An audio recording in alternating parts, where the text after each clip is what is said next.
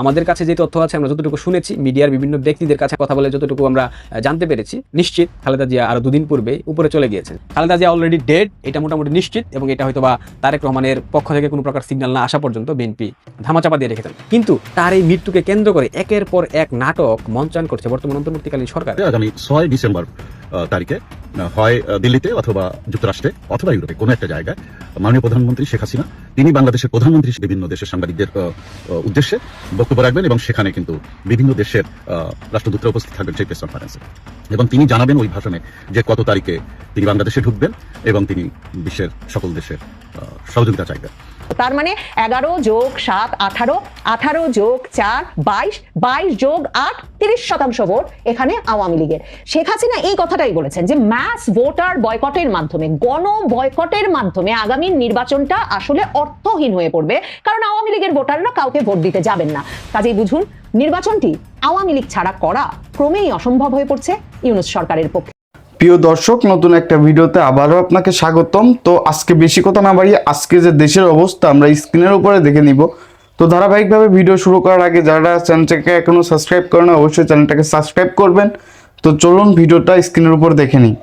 Zia already dead, এটা মোটামুটি নিশ্চিত, এবং এটা হয়তোবা তারেক রহমানের পক্ষ থেকে কোনো প্রকার সিগন্যাল না আসা পর্যন্ত বিএনপি ধামাচাপা দিয়ে রেখেছে। দেখা যাক আসলে কি হয়। হঠাৎ করে সেনাকুঞ্জ থেকে ফিরে খালেদা জিয়া অসুস্থ হয়ে গেল, এবং অসুস্থ হয়ে তিনি আইসিইউতে চলে গেলেন। আইসিইউতে যাওয়ার পর থেকে এখন পর্যন্ত তার কোনো আপডেট কিন্তু বিএনপির পক্ষ থেকে দেওয়া হয়নি। বারবার বলা হচ্ছে তিনি সুস্থ আছেন, আগের থেকে ভালো আছেন, স্বাভাবিক আছেন, কিন্তু তিনি কোন অবস্থায় আছেন, কোন পরিস্থিতিতে আছেন সেটা কিন্তু বিএনপি প্রকাশ করছে না। কোনো ফুটেজ কিন্তু আমরা দেখতে পাচ্ছি না। ইতিপূর্বে আমরা দেখেছি তিনি সুস্থ হয়ে পানি পান করছেন, জুস পান করছেন, সেটা আমরা সামাজিক যোগাযোগ মাধ্যমে দেখতে পেয়েছি। বাট এবার হসপিটালে ভর্তির পর থেকে তার কোনো ফুটেজ আমরা দেখি নাই। আমাদের কাছে যে তথ্য আছে আমরা যতটুকু শুনেছি, মিডিয়ার বিভিন্ন ব্যক্তিদের কাছে কথা বলে যতটুকু আমরা জানতে পেরেছি, নিশ্চিত খালেদা জিয়া আরো দুদিন পূর্বেই উপরে চলে গিয়েছেন। সৃষ্টিকর্তার ডাকে, হয়তো বা জিয়ার ডাকে সারা দিয়ে চলে গেছেন। কিন্তু তার এই মৃত্যুকে কেন্দ্র করে একের পর এক নাটক মঞ্চায়ন করছে বর্তমান অন্তর্বর্তীকালীন সরকার, এবং আমি বিশ্বাস করি প্রত্যেকটা নাটকের পেছনে আড়াল থেকে চাল দিচ্ছে সেই পলাতক তারেক রহমান। তারেক দেশে ফিরতে পারছে না। এখন মায়ের মৃত্যুকে কেন্দ্র করে সাধারণ মানুষের আবেগ অনুভূতিকে কাজে লাগিয়ে সেটাকে পুঁজি হিসেবে দাঁড় করিয়ে সে যদি দেশে ফিরতে একটা প্রচেষ্টা করতে পারে, সেক্ষেত্রে তো মন্দের কিছু হয় না। তারেক রহমান হয়তো বা সেই চেষ্টাই করছেন। এদিকে অন্তর্বর্তীকালীন সরকার কি একটা নাটক সাজিয়েছে। মৃত্যু পথযাত্রী একটা মানুষ অলরেডি মরে গেছে, তার বয়স হয়ে গিয়েছে, তার শারীরিক প্রতিবন্ধকতা দেখা দিচ্ছে, সে মরে যেতেই পারে। মানুষ তো সারা জীবন বেঁচে থাকবে না। সে মরে গেছে, তাকে নতুন করে এসএসএফ এর সিকিউরিটি কেন দিতে হবে? স্পেশাল ফোর্স কেন তার নিরাপত্তার জন্য দায়িত্ব দিতে হবে? কেন? সে যদি মরে গিয়েও থাকে, যেহেতু এই মুহূর্তে বাংলাদেশের সব থেকে রাজনৈতিক প্রতিপক্ষ তাদের বাংলাদেশ আওয়ামী লীগ উপস্থিত, এক্ষেত্রে তাদের নিরাপত্তার ঝুঁকি কিভাবে আসে? আর একজন মৃত মানুষের নিরাপত্তা কেন দিতে হবে? সে যদি মরে নাও থাকে, সেক্ষেত্রে তাকে নিরাপত্তা দেওয়ার মানেটা আসলে কি? এগুলা দিয়ে বিএনপিকে হয়তো আরো একটা মুলার জুস খাওয়ানোর চেষ্টা করছে বর্তমান অন্তর্বর্তীকালীন সরকার। হয়তো এটা তারেক রহমানের কোনো পরিকল্পনা। যত কিছুই হোক না কেন, ইউনূসের সাথে তো তার একটা গুড কানেকশন আছে। সামাজিক যোগাযোগ মাধ্যমে বারবার ইউনূসের পক্ষ নিয়ে ফেসবুকে স্ট্যাটাস দেওয়া, ইউনূসকে ধন্যবাদ দেওয়া, এগুলা দেখে তো আসলে বলতে বাধ্য হই আমরা যে তার সাথে একটা যুগ সাজস ইউনূসের আছে। নতুন নতুন নাটক মঞ্চায়ন করা হচ্ছে। গতকাল রাতে বিএনপির সকল পর্যায়ের নেতাকর্মী ইনক্লুডেড মির্জা ফখরুল এভারকেয়ার হসপিটালে গিয়েছিল, বের হয়ে বলেছে তিনি সুস্থ আছেন, এবং পরবর্তীতে দেখলাম গুলশানে তার একটা বৈঠক করেছে। হয়তোবা তারেক রহমানের নির্দেশে সেই মৃত্যুর খবরকে ধামাচাপা দেওয়া হচ্ছে, যাতে করে তিনি এটাকে ক্যাশ করে বাংলাদেশে ফিরতে পারেন। হতে পারে, বাট আমি শিওর না। সারা জীবন স্লোগান দিল বিএনপি, দিল্লি নয়, পিন্ডি নয়, ঢাকা ঢাকা। অথচ তারেক রহমান পারলে ভারতের কোনো একটা কর্তার সাথে, হতে পারে এস জয়শঙ্কর, হতে পারে রাজনাথ সিং, হতে পারে অমিত শাহ, হতে পারে অজিত দোভাল, তাদের সাথে কথা বলার জন্য পা ধরা পর্যন্ত মানে বাকি ছিল পা ধরাটা। এর থেকে যা যা করা দরকার সব কিছু করেছে তারেক রহমান, কিন্তু পায়নি। অথচ আজকে নরেন্দ্র মোদীজি খালেদা জিয়ার সুস্থতা কামনা করে তার সামাজিক যোগাযোগ মাধ্যমে একটা স্ট্যাটাস দিয়েছে। এটা নিয়ে বিএনপি পারলে মিষ্টি বিতরণ করে ফেলে। মানে একটা স্ট্যাটাসেই বিএনপি ধরে নিয়েছে, বিএনপির গান্ডু সমর্থকরা ভেবেই নিয়েছে, তাদের নেতাকর্মীরা ভেবেই নিয়েছে মোদী খালেদা জিয়ার প্রতি নমনীয় হয়েছেন, মোদী বিএনপিকে ক্ষমতায় বসিয়ে দিয়ে যাবেন। এত নির্লজ্জ কীভাবে হইতে পারেন আপনারা? সকাল সন্ধ্যা স্লোগান দেন, দিল্লি নয়, পিন্ডি নয়, শুধু ঢাকা শুধু ঢাকা। ভারতের আগ্রাসনের বিরুদ্ধে কথা বলেন। তিস্তা চুক্তি আপনারা পারলে জোর করে ফেলেন, আপনারা পারলে 7 সিস্টার্স খেয়ে ফেলে দেন। আর এখন মোদী একটা সামাজিক যোগাযোগ মাধ্যমে স্ট্যাটাস দিয়েছে, এটা নিয়ে আপনারা ক্যাশ করে বলতেছেন আরে বাবা মোদী বিএনপিকে ক্ষমতায় বসিয়ে দিয়ে যাবে। লজ্জা থাকা উচিত মানুষের। এত ডাবল স্ট্যান্ডার্ড মানুষ কিভাবে হয়? কিভাবে হয়? আপনারা বিএনপি, আপনাদের কর্মী সমর্থক, আপনাদের নেতারা, কারোর কোনো লজ্জা নেই। সবগুলো একটা নির্লজ্জ, বেহায়া, বিশ্ব বেহায়া। শুধু বেহায়া বলে এদেরকে ভুল হবে। একজন বলতেছে তারেক রহমান ইমাম, শিলং সালাউদ্দিন বলে। এগুলা কি ধরনের কথা ভাই? একটা বৃহৎ রাজনৈতিক শক্তি, একটা বৃহৎ রাজনৈতিক দল, তারা বারবার বলার চেষ্টা করে, কিন্তু তাদের কথার মধ্যে, তাদের কথা বলার ধরন দেখলে মনে হয় এক একটা উগ্র এক একটা চরমপন্থী মৌলবাদী, এদেরকে কোনোভাবে গণতান্ত্রিক কোনো নেতা আমার কাছে মনে হয় না। যারা ক্ষমতায় আসার আগেই দেশকে লুটপাট করে ভেঙে চুরে খেয়ে ফেলে ধ্বংস করে দিয়েছে, তারা ক্ষমতায় আসলে কি করবে? যে তারেক রহমান জীবনের রিস্ক নিয়ে তার মাকে, তার জন্মদাতা মা, তার মাকে দেখার জন্য বাংলাদেশে আসার সাহসটুকু করতে পারে না, এই তারেক রহমান যদি প্রধানমন্ত্রী হয় সেক্ষেত্রে বাংলাদেশের মানুষের জন্য সে কি করবে, কতটুকু করবে, এটা আপনারাই ভেবেন, এটা আমাদেরকে বলতে হবে না। বাংলাদেশে নির্বাচন নিয়ে একটা নাটক হচ্ছে। ফেব্রুয়ারিতে নির্বাচনের কথা বলা হয়েছিল, কিন্তু নির্বাচন কমিশনার বলে দিয়েছে ফেব্রুয়ারির প্রথম বা দ্বিতীয় সপ্তাহে নির্বাচনী তফসিল ঘোষণা করা হবে।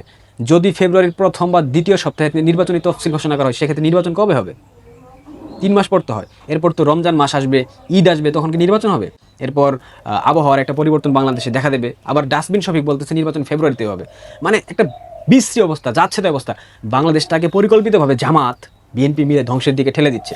একটা নির্বাচনবিহীন সরকার, যাদের কোনো ম্যান্ডেট নাই, অবৈধ একটা সরকার, যাচ্ছে তাই করতেছে, যা মন চায় তাই করতেছে। অথচ বিএনপি বারবার সায় দিয়ে যাচ্ছে শুধুমাত্র ভিক্ষুকের মতো নির্বাচনের আশায়। কিন্তু এই নির্বাচন কিন্তু আদৌ হবে তার কোনো নিশ্চয়তা নাই। এই নির্বাচন আদৌ হবে কিনা তার কোনো নিশ্চয়তা নাই। ডাস্টবিন শফিক বলে ফেব্রুয়ারিতে নির্বাচন হবে, নির্বাচন কমিশনার বলতেছে ফেব্রুয়ারির প্রথম বা দ্বিতীয় সপ্তাহে নির্বাচনী তফসিল ঘোষণা হবে। একটা মেসাকার। মানে বাংলাদেশ কি হচ্ছে? বাংলাদেশ ভাই, এভাবে তো একটা দেশ চলতে পারে না। আপাতত বাংলাদেশ আওয়ামী লীগের প্রত্যেকটা কর্মী সমর্থকের উদ্দেশ্যে একটাই বার্তা থাকবে, আপনারা পপকর্ন ভেজে পপকর্ন খেতে থাকেন আর দেখতে থাকেন। খালেদা জিয়া অলরেডি ডেড, এটা মোটামুটি নিশ্চিত, এবং এটা হয়তো বা তারেক রহমানের পক্ষ থেকে কোনো প্রকার সিগন্যাল না আসা পর্যন্ত বিএনপি ধামাচাপা দিয়ে রেখেছে। দেখা যাক আসলে কি হয়। বিএনপির দেশনেত্রী বেগম, দেশমাতা বেগম জিয়া আর বেঁচে নাই। ভালো থাকবেন। আরেকটা তথ্য, বডি সোহেল ইউনুসের চামচামি করে শেষ রক্ষা পেল না। বিডিআর হত্যাকাণ্ডে বডি সোহেলের নামটাও কিন্তু চলে আসছে। রয়ের সাথে কিলিংয়ের দায়িত্বে ছিলেন বডি সোহেল। বডি সোহেলের উদ্দেশ্যে বার্তা, এত চামচামি করে লাভটা কি হলো? শেষমেশ তোমাকেও লাল দালানের মধ্যে সাপ্লাই করে দিবে ইউনুস গং। তুমি বাংলাদেশে কাইন্ডলি আর আইসো না। বিভিন্ন সোর্স থেকে শোনা যাচ্ছে আগামী 6 ডিসেম্বর তারিখে হয় দিল্লিতে অথবা যুক্তরাষ্ট্রে অথবা ইউরোপে কোনো একটা জায়গায় মাননীয় প্রধানমন্ত্রী শেখ হাসিনা, তিনি বাংলাদেশের প্রধানমন্ত্রী হিসেবে বিশ্বের বিভিন্ন দেশের সাংবাদিকদের উদ্দেশ্যে বক্তব্য রাখবেন, এবং সেখানে কিন্তু বিভিন্ন দেশের রাষ্ট্রদূতরা উপস্থিত থাকবেন সেই প্রেস কনফারেন্সে। এবং তিনি জানাবেন ওই ভাষণে যে কত তারিখে তিনি বাংলাদেশে ঢুকবেন, এবং তিনি বিশ্বের সকল দেশের সহযোগিতা চাইবেন ওই বক্তব্যের মাধ্যমে। তো এটি যেমন জানা যাচ্ছে, তেমন জানা যাচ্ছে আগামী 27 ডিসেম্বর অবসরে যাচ্ছেন আমাদের প্রধান বিচারপতি রেফাত আহমেদ। তো তিনি আবার আমাদের যে তত্ত্বাবধায়ক সরকার বিষয়ক একটা আইন আছে, সেই আইন হলো সংবিধানের রিভাইভ চ্যাপ্টার 2A অনুযায়ী নির্দলীয় তত্ত্বাবধায়ক সরকারের হাতে নির্বাচন পরিচালনার দায়িত্ব ন্যস্ত হওয়া উচিত। কারণ এই তত্ত্বাবধায়ক সরকার কোথা ফিরে এলে আর অন্য কোনো সিস্টেমে বা যে সিস্টেমের গভর্নমেন্ট নাই সেই সিস্টেমে নির্বাচন পরিচালনা করার অধিকার থাকে না কারোরই। তো সেই হিসেবে ইন্টারিম গভর্নমেন্ট বলে আমাদের কনস্টিটিউশনে কোনো শব্দ নাই, তারা আর এগুলো করতে পারবে না, তত্ত্বাবধায়ক সরকারের অধীন হতে হবে। তাতে রেফাত আহমেদ যতটুকু বুঝতে পারছি তিনি হয়তো প্রধান উপদেষ্টা হবেন তত্ত্বাবধায়ক সরকারে, এবং তার আগে হয়তো নেত্রী ফিরে আসবেন এই বিভিন্ন আন্তর্জাতিক সমঝোতায়, এবং তিনি ফিরে এসে তত্ত্বাবধায়ক সরকারের হাতে ক্ষমতা দিবেন এবং নির্বাচনের দিকে যাবে। তবে ফেব্রুয়ারিতে যে নির্বাচন সেটি হচ্ছে না, এবং ডক্টর ইউনূসের মাধ্যমে যে নির্বাচন সেটি হচ্ছে না। এগুলোই আমরা বিশেষ করে নানান সোর্সে জানতে পারছি। তবে একটা বিষয় আপনারা খেয়াল করেন যে এখন কিন্তু গত সেই জিয়া রহমানের আমল থেকে মানে বলতে গেলে দুধ কলা দিয়ে জামাতকে পুষেছে বিএনপি। কিন্তু এখন যে জায়গাটা হচ্ছে সেটা হলো বিএনপি জামাতকে সহ্য করতে পারছে না, জামাত বিএনপিকে সহ্য করতে পারছে না। বিভিন্ন জায়গায় হত্যাকাণ্ড হচ্ছে, আক্রমণ হচ্ছে, মারামারি হচ্ছে ইত্যাদি। তো এখন তারা নানানভাবে ইলেকশন ইঞ্জিনিয়ারিং এর মাধ্যমে ক্ষমতা আসার একটা চেষ্টা করছে। তখন তারা বিএনপিকে মাইনাস না করলে তারা তো ক্ষমতা বসতে পারছে না, ঝামেলা হবে। তো এই জায়গায় তাদেরকে নেপথ্য সহযোগিতা দিচ্ছেন ডক্টর ইউনূস, এবং ডক্টর ইউনূস বিনিময়ে রাষ্ট্রপতি হবে। তো এইরকম শোনা যাচ্ছে। এই কারণে তারেক জিয়া তার মাকে দেখতে আসার মতো সাহস পাচ্ছেন না। তিনি ভাবছেন জামাত তাকে মেরে ফেলবে অথবা আর্মিরা তাকে মেরে ফেলবে, এইরকম কথা শোনা যাচ্ছে। এবং সবকিছু মিলায় মা মৃত্যুসজ্জায় তারেক জিয়া দেশে আসছেন না। সবকিছু মিলায় আপনার জামাত ক্ষমতায় যাবার জন্য অস্থির হয়ে উঠেছে, এবং তারা ধর্মের অপব্যাখ্যা করছেন। মানুষকে বলছেন যে তোমরা যদি বেহেশতে যেতে চাও তাহলে দাঁড়িপাল্লায় ভোট দিতে হবে। কেউ কেউ বলছেন যে কোনো নেতা বলছেন আল্লাহ এবার কবুল করে ফেলেছে, সিদ্ধান্ত নিয়ে ফেলেছে যে জামাতই এবার ক্ষমতায় আসবে, তা তোমরা যারা জামাতকে ভোট দিবে না তাদের পিঠের চামড়া থাকবে না। আবার কেউ কেউ বলছেন যে যারা জামাতকে ভোট দিবে তারা লাইন ধরে সেই সব ভোটাররা মৃত্যুর পর বেশবাসী হবেন। তো এটা অনেকে প্রশ্ন করছে, তার মানে আল্লাহ কি জামাত করে? তা পৃথিবীর সব দেশে কি জামাত আছে? পৃথিবীর অনেক দেশে তো মুসলমান আছে, তার সেই সব মুসলমান দেশগুলো থেকে জামাত আছে, এরকম অনেক কথা। তো যাই হোক, ধর্মের অপব্যাখ্যা করে তারা সাধারণ মানুষকে ইয়ে করার চেষ্টা করছে, মানে বিভ্রান্ত করার চেষ্টা করছে। তবে সবকিছুর শেষে সত্যের জয় হয়। আপনারা বিশ্বাস রাখুন, এই দেশে আবার মুক্তিযুদ্ধের পক্ষের শক্তি ঘুরে দাঁড়াবে। সেরকম একটা জায়গায় বিএনপি এবং জামাতের নেপথ্যে কাজ চলছে, নেপথ্য ঐক্যবদ্ধ করার একটা চেষ্টা চলছে। আপনাদেরকে আপডেট জানাবো আবার খবর পাওয়ার পর। কোন সে 8% ভোটার যারা সারা বাংলাদেশে বলছেন যে তারা অন্য কোনো দলকে ভোট দিতে চান, আইআরআই এর মুখে উচ্চারণ করা দলগুলোর বাইরে। এরপর I am not going to vote, আমি ভোট দেবো না 4%, আমি জানি না 7%, আমি কাকে ভোট দেবো বলবো না, মানে আমি জরিপে অংশ নিয়েছি, কাকে ভোট দেবো বলবো না, সেটা 11%। তার মানে 11 যোগ 7 18, 18 যোগ 4 22, 22 যোগ 8 30% ভোট এখানে আওয়ামী লীগের। বাংলাদেশে মার্কিন সরকারের অর্থায়নে পরিচালিত এবং রিপাবলিকান পার্টির ঘনিষ্ঠ think tank IRI, international Republican institute, একটা জরিপ পরিচালনা করেছে এবং সেই জরিপের একটি প্রশ্নের উত্তর ধরে বাংলাদেশের সংবাদ মাধ্যম খুব দ্রুত বাংলাদেশের মানুষ অন্তর্বর্তীকালীন ইউনূস সরকারের কার্যক্রমে সন্তুষ্ট 70% মানুষ এমন একটা শিরোনাম করে চমক লাগিয়ে দিলেও যেই জায়গায় আসলে জরিপের ফলাফলে যোগ ভালো মতো করবার দরকার ছিল বাংলাদেশের সংবাদ মাধ্যমে, খুব স্বাভাবিকভাবেই সেটা তারা এড়িয়ে গেছে। বাংলাদেশের বর্তমান পরিস্থিতি নিয়ে national survey of Bangladesh, Bangladesh জাতীয় জরিপ নামে সেপ্টেম্বর অক্টোবর মাসে পরিচালিত এই জরিপটি আইআরআই করিয়েছে স্থানীয় একটি সংস্থা, centre for insights in survey research, এরকম একটি সংস্থাকে দিয়ে, এবং তারা বলছে এটা আইআরআই পরিচালিত একটা প্রজেক্ট। এই প্রজেক্টের আওতাধীনে এই যে জরিপটি পরিচালিত হয়েছে সেটা মূলত বাংলাদেশের বর্তমান সরকারের অবস্থা, গণতন্ত্রের অবস্থা, আগামী নির্বাচন থেকে মানুষের প্রত্যাশা, কাকে ভোট দেবেন, মূলত সেসব প্রশ্নের উত্তর বের করতে। এবং 70% যে বাংলাদেশের গণমাধ্যম মিলিয়ে ফেলেছে, সেখানে মানুষকে জিজ্ঞেস করা হয়েছিল অন্তর্বর্তীকালীন সরকারের কর্মকাণ্ডে আপনি সন্তুষ্ট কিনা।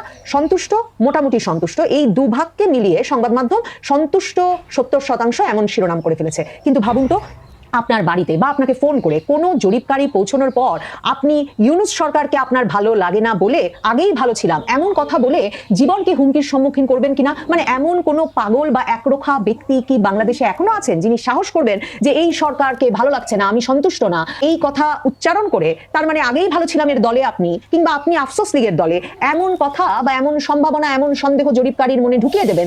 এমন সাহস কেন কোনো পাগল বা বোকালোক করবেন?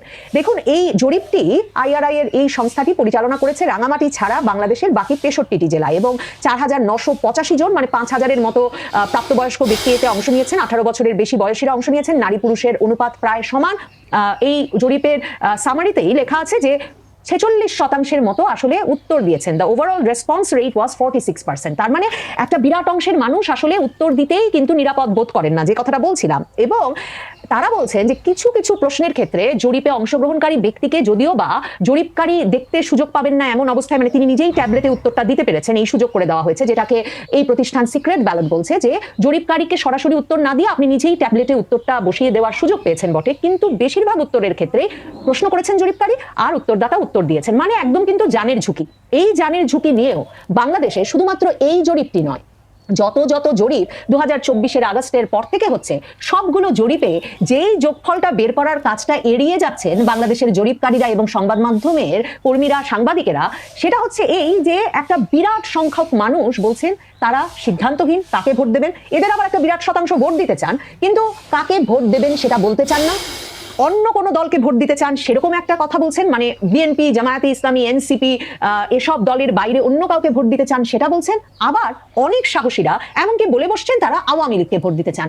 ওই সব সংখ্যাগুলো যোগ করলে যারা বলতে চান না কাকে ভোট দেবেন, যারা বলছেন তারা অন্যান্য দলকে ভোট দিতে চান, এবং যারা বলছেন তারা এখনো ঠিক করেন নাই, সিদ্ধান্তহীন, এসব যোগ দিলে সংখ্যাটা এমন দাঁড়াচ্ছে যে বিএনপি, জামাত, এনসিপি সহ এই যে দলগুলো আওয়ামী লীগকে বাইরে রেখে কেন নির্বাচন করতে চাইছে সেটা পরিষ্কার হয়ে যাচ্ছে। আইআরআই পরিচালিত এই জরিপটার কথাই যদি সরাসরি বলি, একদিকে শিরোনাম করেছে সবগুলো সংবাদ মাধ্যম যে জামায়াতে ইসলামী একরকম বিএনপির ঘাড়ে নিঃশ্বাস ফেলছে, মানে জামায়াতে ইসলামী আগামী সপ্তাহে যদি ভোট হয় তাহলে জরিপে অংশগ্রহণকারীরা বলছেন, যারা উত্তর দিয়েছেন তারা বলছেন যে 26% জামায়াতে ইসলামীকে ভোট দেবেন আর বিএনপিকে ভোট দেবেন 30%, মানে 4% পার্থক্য আছে। কিন্তু সেখানে আবার ইসলামী আন্দোলন বাংলাদেশ কিন্তু 4% ভোট পাচ্ছে। তাহলে দেখেন, জামায়াতে ইসলামী এবং ইসলামী আন্দোলন বাংলাদেশ তো একরকম ঘোষণা দিয়েই ফেলেছে তারা ইসলামী দলগুলোর সব ভোট এক বাক্সে আনতে তারা একটা জোটের মাধ্যমে নির্বাচন করার কথা, মানে সমঝোতার মাধ্যমে নির্বাচন করার কথা, এক আসনে যাতে তাদের সম্মিলিতভাবে একজন প্রার্থী থাকেন সেটা নিশ্চিত করার কথা ভাবছেন। এবং এরই মধ্যে কিন্তু জামায়াতে ইসলামী, ইসলামী আন্দোলন বাংলাদেশ, মামুনুল হকের, খেলাফত মজলিস সহ 8টি সমমনা দল মিলে তারা গণভোটে হ্যাঁ ভোটের পক্ষে ভোট দেওয়ার জন্য প্রচারণাও শুরু করেছে।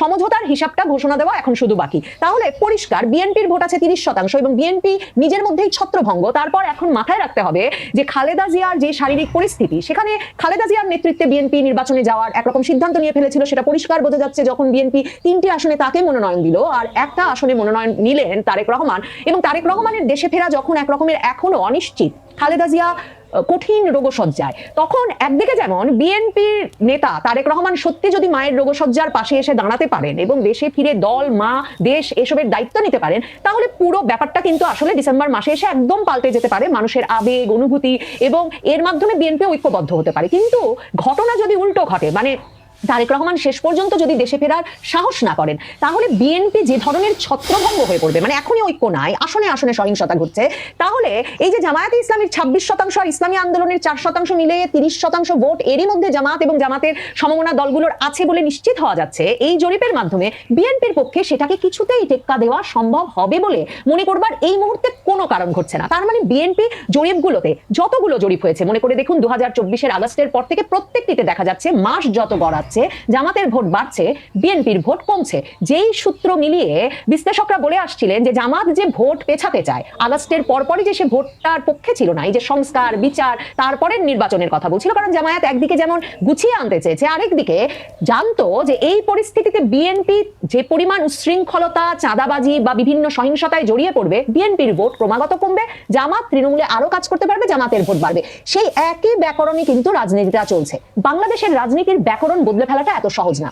এই জরিপ বলছে যে ন্যাশনাল মানে সিটিজেন পার্টি মানে এনসিপি, জাতীয় নাগরিক পার্টি, এই 2024-এর তরুণ নেতাদের দল, সেটা 6% ভোট পাবে, জাতীয় পার্টি পাবে 5% ভোট। মনে রাখবেন, আইআরআই, ইন্টারন্যাশনাল রিপাবলিকান ইনস্টিটিউট হচ্ছে সেই সংস্থা মার্কিন যুক্তরাষ্ট্রের রিপাবলিকান পার্টির, যারা ক্রমাগতভাবে মানে 2024-এর আগস্টের পর থেকে কখনো জাতীয় পার্টির সঙ্গে আলোচনা বন্ধ করে নাই। সব সময় তারা জাতীয় পার্টির সঙ্গে আলোচনা বজায় রেখেছে এবং সরকারকে বারবার বলেছে যে অংশগ্রহণমূলক নির্বাচন হতে হবে, যাতে জাতীয় পার্টির অংশ নেওয়ারই কথা নিতেই হবে। এমনকি এবছর যখন মার্কিন যুক্তরাষ্ট্র থেকে ইন্টারন্যাশনাল রিপাবলিকান ইনস্টিটিউটের প্রতিনিধি দল এসেছে, যারা কিনা প্রধান উপদেষ্টার সঙ্গে সাক্ষাৎ করেছেন, বাংলাদেশের সকল রাজনৈতিক দলের সঙ্গে সাক্ষাৎ করেছেন, তখন তারা জাতীয় পার্টির 2 অংশের সঙ্গেই সাক্ষাৎ করেছে। তো তারা এই জরিপেও জাতীয় পার্টির নাম কিন্তু একদম উচ্চারণ করে লিখেছে যে জাতীয় পার্টি কত শতাংশ ভোট পাবে। তার মানে জাতীয় পার্টিকে তারা নির্বাচনে অংশ যে নিতেই হবে, এই বার্তাটা আবার ইউনূস সরকারকে দিয়েছে এবং জাতীয় পার্টিকে তারা প্রধানতম দলগুলোর মধ্যে রেখেছে এবং জাতীয় পার্টি এখানে দেখা যাচ্ছে 5% ভোট পাবে।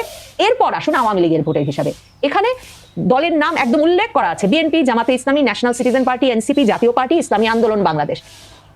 এই দলগুলোর ভোট আমি দেব এটা বলতে বাংলাদেশে এখন কোনো প্রাণের ঝুঁকি নাই। এই দলগুলোতে আমি ভোট দিলে আমি নিশ্চয়ই গলা ফুলিয়ে, গলা বড় করে সেটা বলতে পারবো, একদম যুক্তিসঙ্গত কথা যেটা। মানে প্রিয় দর্শক, এই ছিল আজকেকার ভিডিওতে। তো যারা ভিডিওটা দেখে উপকৃত হয়েছেন অবশ্যই ভিডিওটাতে একটা লাইক দিয়ে দিবেন এবং আপনার মন্তব্য কমেন্টে জানিয়ে যাবেন। তো আবারও বলছি, যারা প্রতিনিয়ত নিউজ দেখতে পছন্দ করেন অবশ্যই চ্যানেলটাকে সাবস্ক্রাইব করে রাখতে পারেন। আজ এই পর্যন্ত, আল্লাহ হাফেজ।